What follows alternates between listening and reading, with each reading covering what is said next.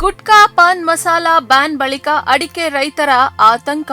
ಕರ್ನಾಟಕದಲ್ಲಿ ತಂಬಾಕು ಹಾಗೂ ನಿಕೋಟಿನ್ ಹೊಂದಿರುವ ಗುಟ್ಕಾ ಪಾನ್ ಮಸಾಲಾ ಸೇರಿದಂತೆ ಉತ್ಪನ್ನಗಳ ತಯಾರಿಕೆ, ಸಂಗ್ರಹಣೆ, ಸಾಗಣೆ, ವಿತರಣೆ ಮತ್ತು ಮಾರಾಟಕ್ಕೆ ರಾಜ್ಯ ಸರ್ಕಾರ 1 ವರ್ಷದ ನಿಷೇಧ ಹೇರಿದೆ. ಸಾರ್ವಜನಿಕ ಆರೋಗ್ಯದ ದೃಷ್ಟಿಯಿಂದ ಸರ್ಕಾರದ ಈ ನಿರ್ಧಾರಕ್ಕೆ ಸ್ವಾಗತ ವ್ಯಕ್ತವಾಗುತ್ತಿದ್ದರೆ, ಅಡಿಕೆ ಬೆಳೆಗಾರರಿಂದ ವಿರೋಧವೂ ಕೇಳಿಬಂದಿದೆ. ಇದೇ ವಿಚಾರವಾಗಿ ಬಿಜೆಪಿ ಶಾಸಕ ಆರಗ ಜ್ಞಾನೇಂದ್ರ ನೇತೃತ್ವದ ನಿಯೋಗ ಮುಖ್ಯಮಂತ್ರಿ ಡಿಕೆ ಶಿವಕುಮಾರ್ ಅವರನ್ನ ಭೇಟಿಯಾಗಿ ನಿಷೇಧದ ಆದೇಶ ಮರುಪರಿಶೀಲಿಸುವಂತೆ ಮನವಿ ಮಾಡಿದೆ.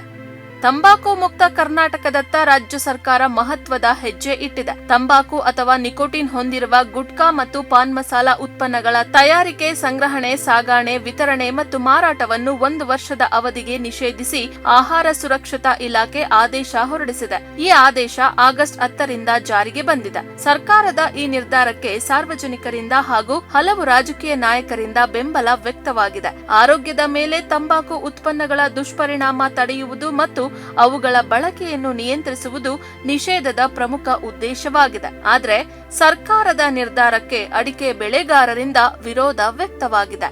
ಗುಟ್ಕಾ ಮತ್ತು ಪಾನ್ ಮಸಾಲಾ ಉದ್ಯಮಕ್ಕೆ ಅಡಿಕೆ ಪ್ರಮುಖ ಕಚ್ಚಾ ವಸ್ತುಗಳಲ್ಲಿ ಒಂದಾಗಿರುವ ಹಿನ್ನೆಲೆ ನಿಷೇಧದಿಂದ ಅಡಿಕೆಗೆ ಬೇಡಿಕೆ ಕುಸಿಯಬಹುದು ಎಂಬ ಆತಂಕ ರೈತರಲ್ಲಿ ಮೂಡಿದೆ. ಇದೇ ವಿಚಾರವಾಗಿ ಬಿಜೆಪಿ ಶಾಸಕ ಆರಗ ಜ್ಞಾನೇಂದ್ರ ನೇತೃತ್ವದ ನಿಯೋಗ ಮುಖ್ಯಮಂತ್ರಿ ಡಿಕೆ ಶಿವಕುಮಾರ್ ಅವರನ್ನು ಭೇಟಿಯಾಗಿ ಗುಟ್ಕಾ ನಿಷೇಧದಿಂದ ಅಡಿಕೆ ಬೆಳೆಗಾರರ ಮೇಲೆ ಗಂಭೀರ ಪರಿಣಾಮ ಬೀರುವ ಸಾಧ್ಯತೆ ಇದೆ ಎಂದು ಮನವರಿಕೆ ಮಾಡಿಕೊಟ್ಟಿದೆ.